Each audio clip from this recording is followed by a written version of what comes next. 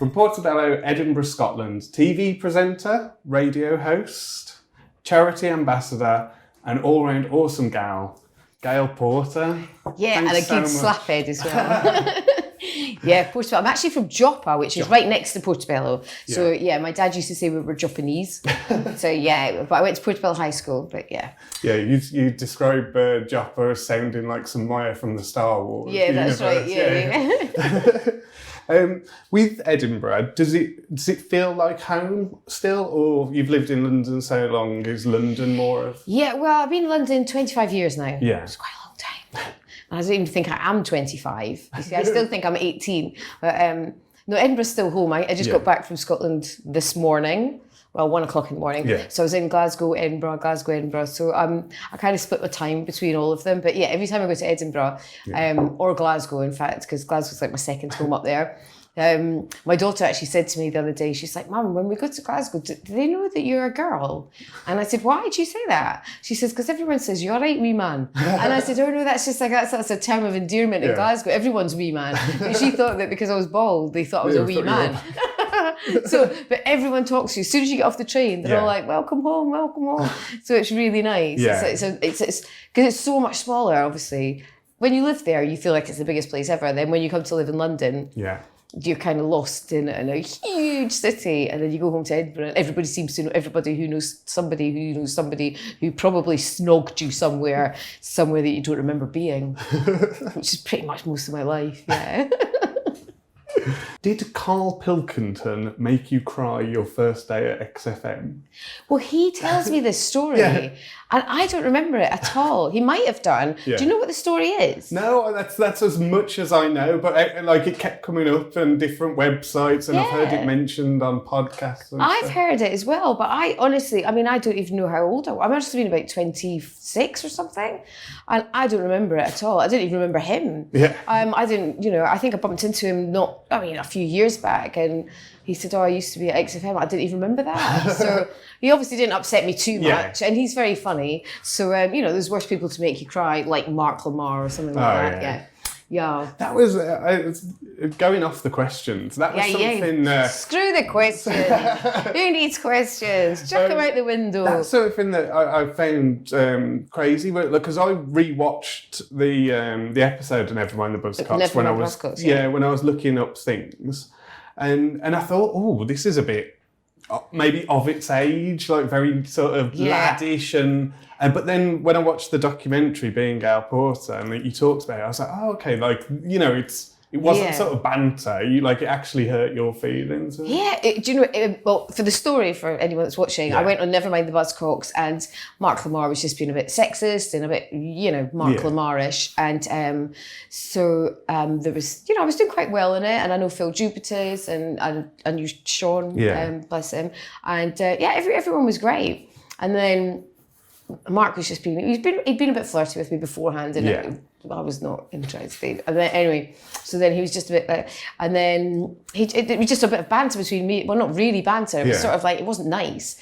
And then suddenly he said something like, if you're not going to take your top off, what's the point of you being here? Something like along those lines. It's like, you know what, you're useless. And I thought, wow, okay. And I could just feel my eyes welling up, and my brain was going, do I walk off? And I thought, no, because he'd love that. Because he's had quite a few people walk off. Yeah, that became like the that was a thing. And I thought, I'm not going to walk off. But the thing is, I'm a terrible person because I cry at everything. Yeah. So I was trying to hold it in, and I thought, no, I'm going to stick this out. But things hurt my feelings, you know. Well, and Mark's not the easiest person. We got on fine afterwards. We had a chat about it. Yeah. Hung out a couple of times, but it did kind of hurt my feelings. And as well, when you're with all these kind of super cool comedians, you've got Phil Jupitus, you've got Sean Hughes, you've got, music-y people, and then he's picking on me. And then I just thought, No, I'm not saying anything mean about him. Well, go home then. If you're not going to charge your ass or slag off Michael Stark, there's no reason for you to be here. Thanks very much, Mark.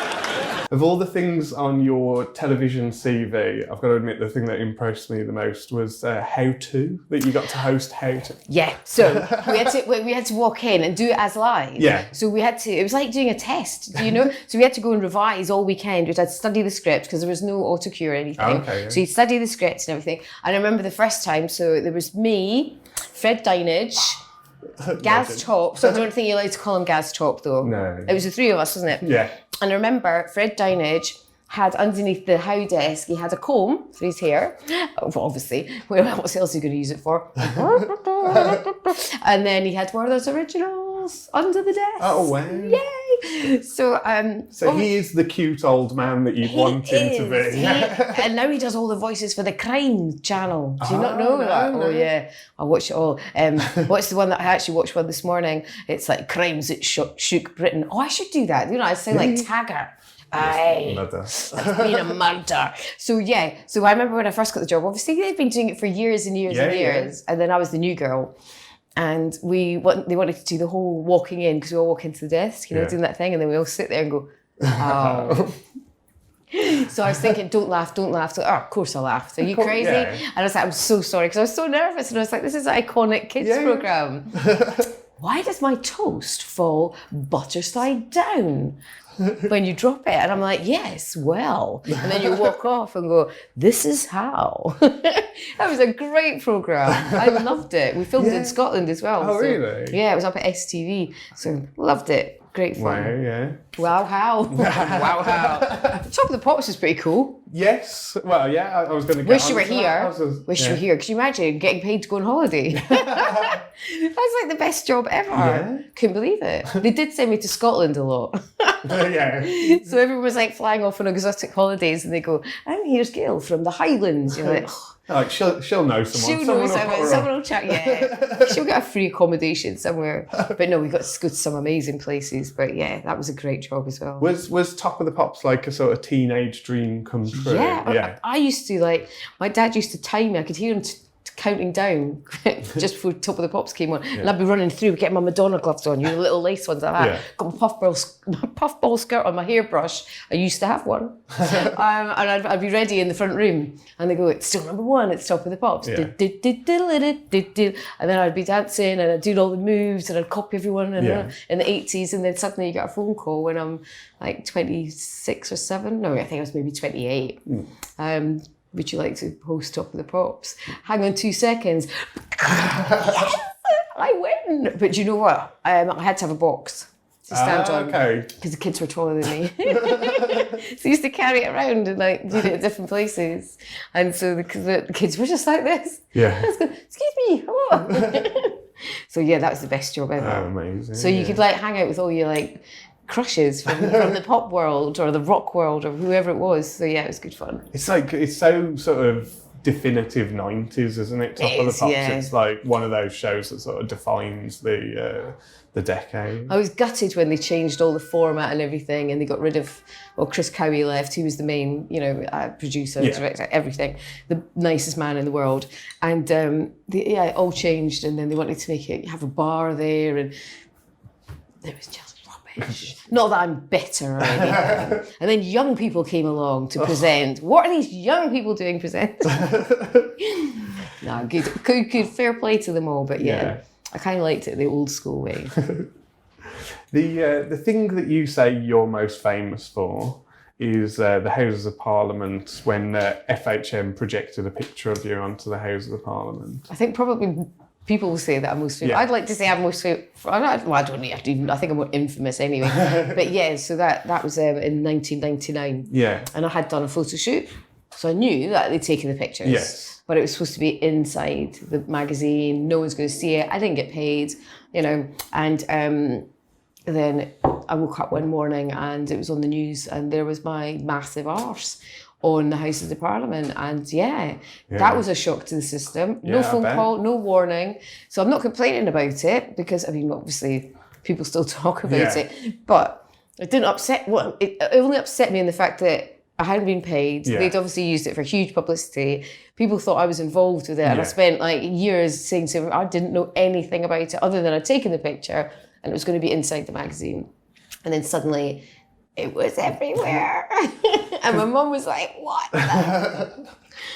So, yeah. Because the thing that, because obviously you've told that story a lot. But the thing that made me wonder was if F.H.M. had asked you, would you have said yes? If they have said, can we put it I probably would have said no, because I think that would have freaked me out. So, do you know, in one way, it's kind of cool that it's cool now, not at the time, because you're walking along the street and everyone's pointing and just, you think, oh my God, because it wasn't like, you know, if you're in a magazine, you think, oh, there's only certain people that are going to see it, not the whole country.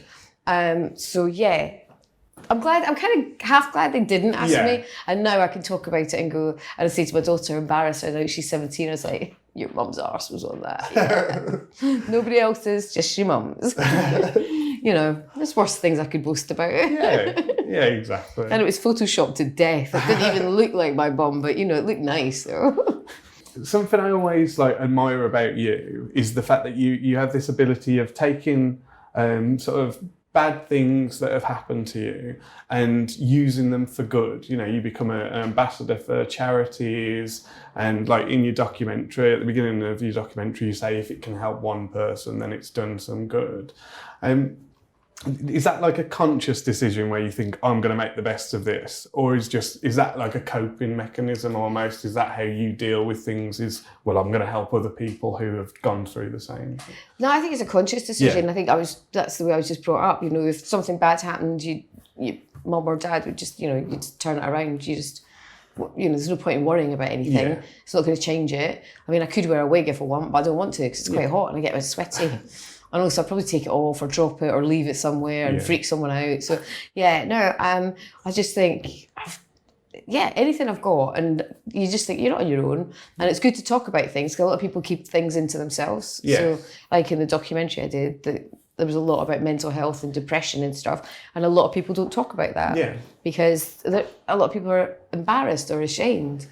I'm not. So, I mean, if people can, everyone deals with things in their own way. Personally, I just think, do you know, I've got something that can help somebody else. I'm going to share it. You can keep yours, you can do what you want with it, but you can have mine. You can ignore me if you want. I don't mind. But, you know, I'm always going to be here. So, But it's using your notoriety to let people know that what they're going through. It can happen to anybody. I mean, I never thought I was ever, you know, when you're at school and stuff, I think, oh, you know, I might be, I want to be an editor or something like that, or, you know, who knows, or I went to be Princess Leia. I didn't think, do you know what, before I get to 50, I'm going to have been sectioned, lost my hair, my mum's died, you know, all these things. You don't sort of, that wasn't in the plan. So you just think, okay, well, these things have happened. Yeah, don't get me wrong, I cry about things all the time. That's because I'm well emotional. I even cry. Have you seen the new Star Wars? No, I've not seen it yet. I cried so many times. Oh my gosh. Thank goodness. I actually had, I've got my own 3D glasses, but they're Stormtrooper ones. Oh, okay. So I turned up, I had my Skywalker t-shirt on my own, obviously, because no one will go with me. I've got my Skywalker cup. So I get my Diet Coke in the cup, got my Stormtrooper glasses on, and all the other guys we're all on our own, obviously, because we're all weird and don't have proper jobs in the middle of the afternoon, and they're all giving the nod as if to go, one of us. I'm like, yeah, I'm one of yours, But anyway, I don't know where that came from. The 3D glasses are good. I went to see the 3D re-release of Lion King.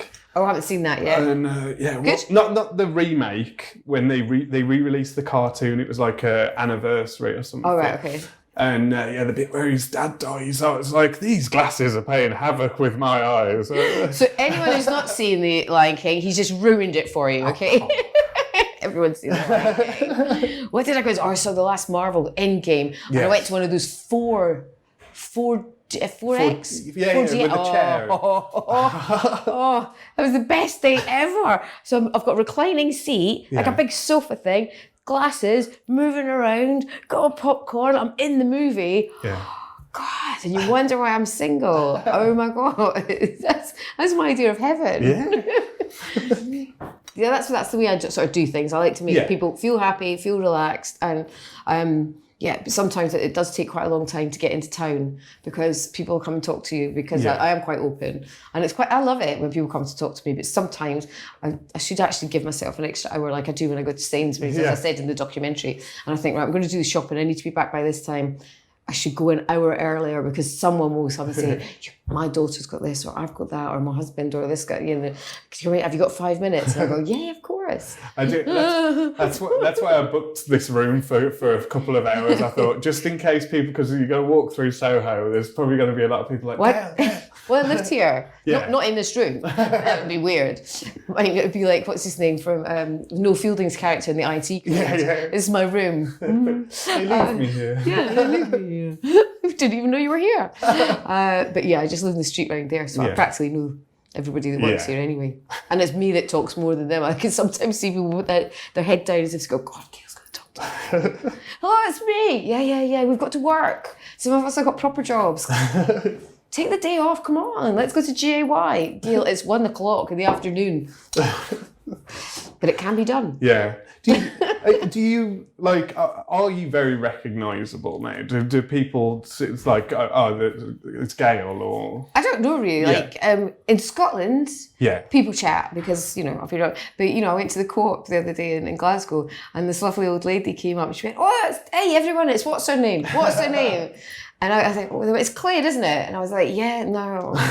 And then I get embarrassed. And then the young people that are working there, of course, they've got no clue because I'm well out of their era. And they're going, who's she? And it's all a big conversation around you. No, it's that, what's her name? And I was going, I just want to buy a bag of fruit because I'm quite hungry. Yeah. And they're all having that, get the Co-op bag and get her to hold it and we'll take a photo. I was like, and I actually do it as well. I'm standing with a Co-op bag and they're going, I don't care who she is. I'm like, oh God, this is so, and there's got a wee crowd around you going, what's going on? Who's she? So some people not famous enough for some people. or some people go, hang on a minute.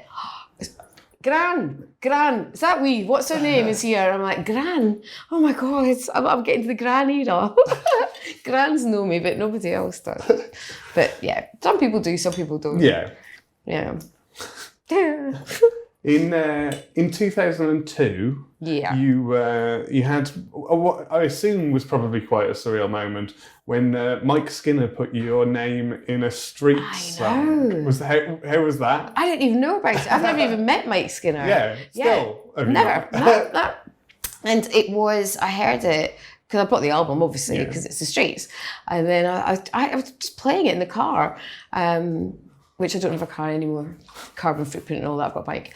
But anyway, this was a long time ago before I thought about these things. So I had it in the car and got to that song, and then I was going, and then he was like, I thought, is that my name in there? Is that, what?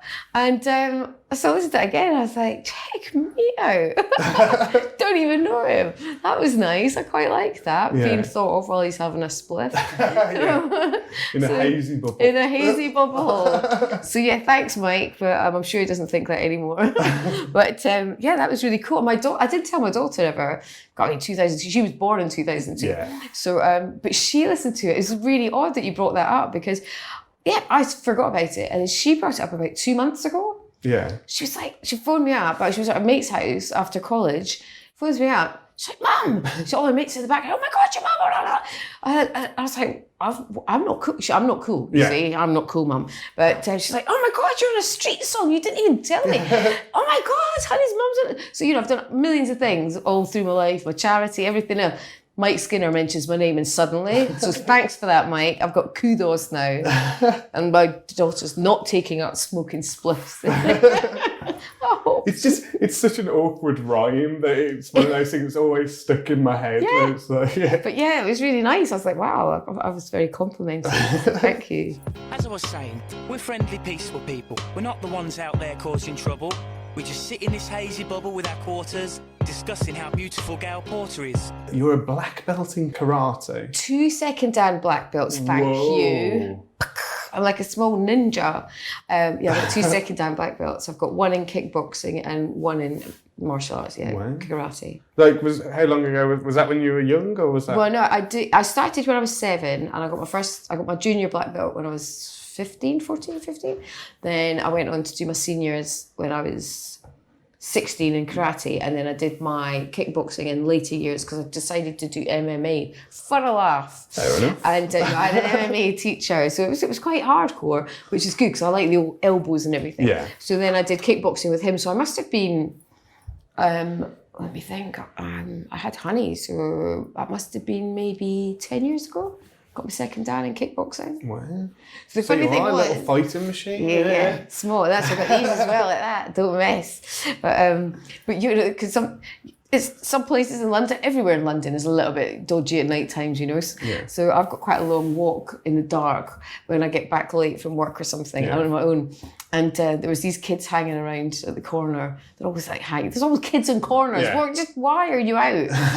And so I thought, I always just turn this ring round like that. I was like, just in case. Because I could say, it's not a weapon. It's jewellery. It's fashion. It's fashion. I don't know whose fashion it is, but I like it. But I feel how heavy it is.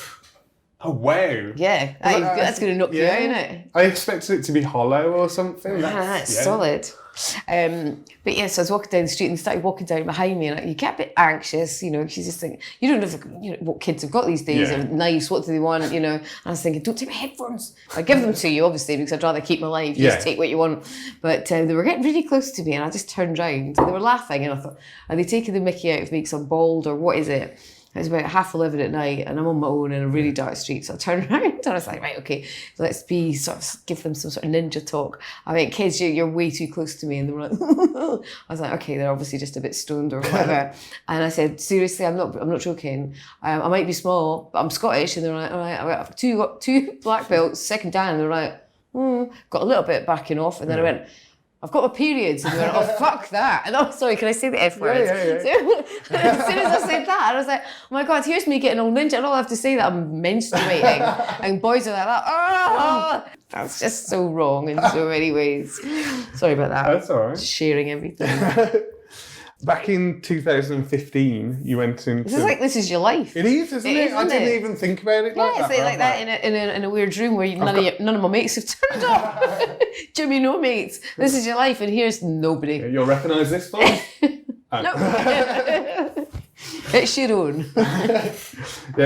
You went into the Celebrity Big Brother house. I did. What was that like? Well, I went in there because financially I was screwed. Yeah. And so they asked me, and don't get me wrong, it was an experience, and it was all fine and all, well, it wasn't really. It was just, you're in a tiny house. Yeah. With, obviously, they pick people that are going to clash. They pick people that are going to be, you know, I like things to be nice and tidy. I don't like people shouting. Yeah. So we were in with, it was America versus the UK. So everyone was shouting all the time. And that's what I cried quite a bit, not all the time, but I never watched it back because they said, oh, would you want us to send you the tapes? Because obviously I don't know what you see and what people saw. Because we're doing it 24 hours a day. You guys see 1 hour. So they're going to pick whatever they want to pick. Yeah.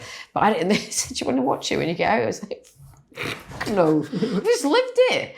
No.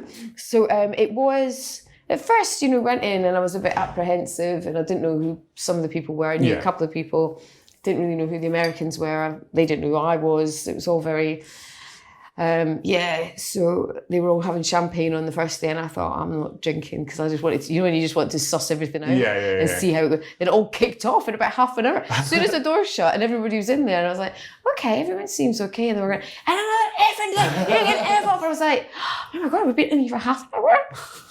This is my idea of hell. And then they had the first game and it was something about, you had to do something and pick on someone to do that. You know, it's instant bullying. Yeah. I was like, I'm not doing it. You can put me up for nomination. I don't care. I'm not. And I thought, if I get out for nomination first, then I still get paid. Because you don't get paid if you walk. Yeah. Did they put me up? No. Did they put me up the second week? No.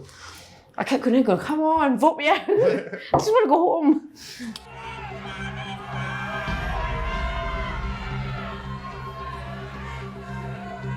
Gail. Yes! Yes! Gail, you have lost your place in the Celebrity Big Brother house. You have 30 seconds to say your goodbyes. Did you ever watch it? Not really. You probably flicked through it for research purposes. I've never watched a full series of a reality TV show. I don't think I do. I've never seen Love Island, so it's quite funny because I go through. I've got insomnia, so when I wake up, every time I flick through tabloids just because I never buy them, but I just flick through them. See, and now I just flick through everything because it goes Love Island, Love Island, Love Island. And I was like, I don't watch it, so it means nothing to me. So all the trending on Twitter is the same as all Love Island. Yeah, just ignore it. Don't know it. Don't know who these people are. I don't really get why. I don't understand the whole concept. It's just like good-looking people on an island. shagging. Yeah. So it's like very popular. Yeah, I mean, I'm so pleased my daughter's never watched it. She's not interested. I thought, oh, thank God. I mean, obviously, if she wanted to watch it, she's a teenager, she can do what she wants. Yes. But she's not interested in that kind of thing. Thank God. Is it tricky having a teenager, like she's 17? 17, yeah. Where you have to be that skirt's a bit short. Oh, yeah, I've done that once. I said to her, your skirt's a bit short. And she went, hang on 2 seconds.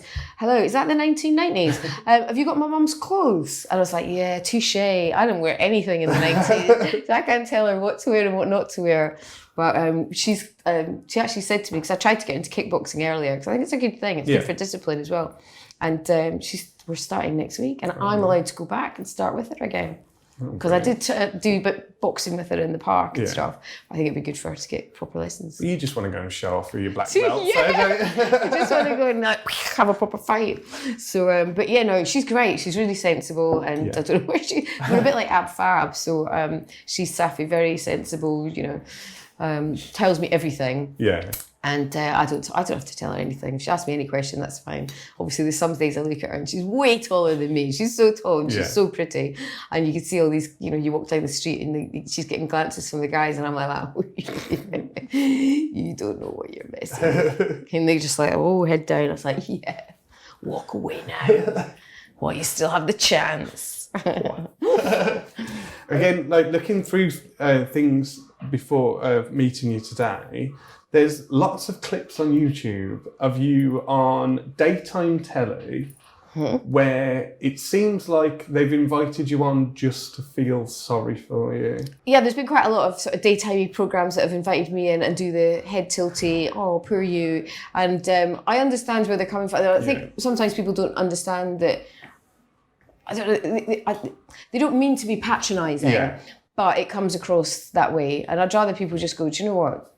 You've rocked it, you're cool, is everything good? Instead of going, you okay? Is everything all right now? I'm like, yeah, I've been through some shit, but haven't we all? I'm still standing. I'd rather, you know, bring a positive message than get like sort of pat on the shoulder or pat on the head, Benny Hill style-y.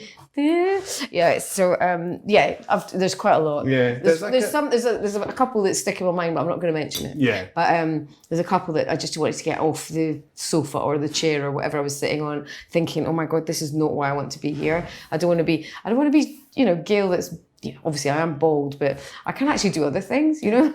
I just feel as soon as I lost my hair, I'm just the token go-to person. Yeah. So no one wants you to do anything kind of serious or funny, or it's just like, let's talk about alopecia. Yeah. And you just think, you know what, I lost my mum to cancer. There's a lot worse things than this. She lost her hair for a terrible reason. Mine just fell out. It's just done. Yeah. Get over it. I'm not bothered about it. I don't even think about it until the people feel sorry for me, and I'm just like, I'm fine now. But you've had like an amazing, really long career as well, with like, you know, some of the like coolest, being on really cool TV shows and radio stations, and it's like when you said you'd do the interview, I was like, well, that's what I want to focus on, is like the cool things that you've done. You know, and good thing. I mean, I obviously understand that it's going to be touched upon because I've gone through all sorts. I've been homeless, I've been sectioned, I've lost my hair. And then I come back again, and then I've had a great time, and then I've had a few shitty months, and then I come back again, then I got bankrupt, then I come back again. Yeah. I'm just like, you know, you're not going to get rid of me. I'm really sorry, unless, you know, you knock me over or something with a bus. But I'm going to still just keep like turning. I don't actually know. Honey, my daughter said to me, what actually do you do? And I went, I've got no idea. I have no idea what I've been doing since I was about 25. Professionally, Gail Porter. Yeah, exactly. But she did a thing at school when she was little, and it was like a careers day asking what your mum and dad did. Yeah. And so all the kids were going, oh, my mum's a dentist, my dad's a doctor, or, you know, my mum works at Sainsbury's. Got to Honey, and I was doing a programme looking for dead people in America, as you do. Oh, dead famous. Dead famous. So Honey was just like, and she's just matter-of-factly, so what did your parents do, Honey? Dad plays the guitar and Mum looks for dead people. Next. Like that. And I was like, oh yeah, that's quite good. Yeah. That's actually genuinely what I do. I look for dead people in America. That was quite funny, that programme. Yeah. It's a weird one to do, isn't it? Yeah.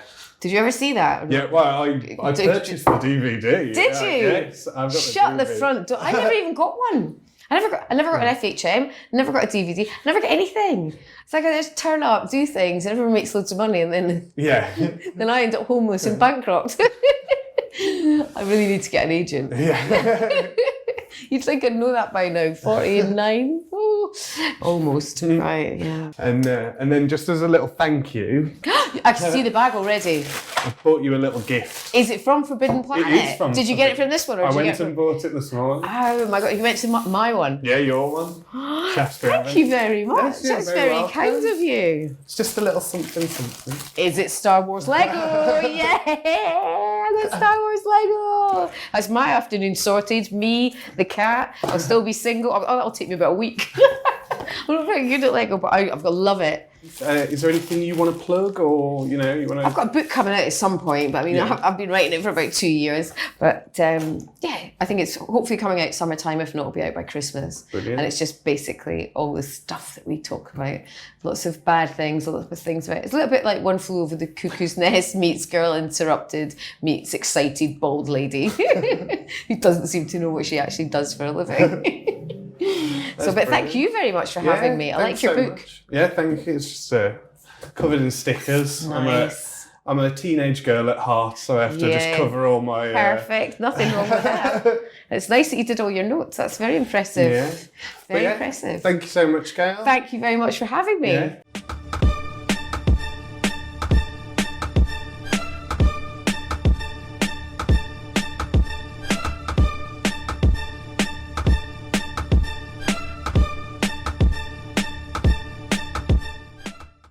You have to embarrass yourself, Mark.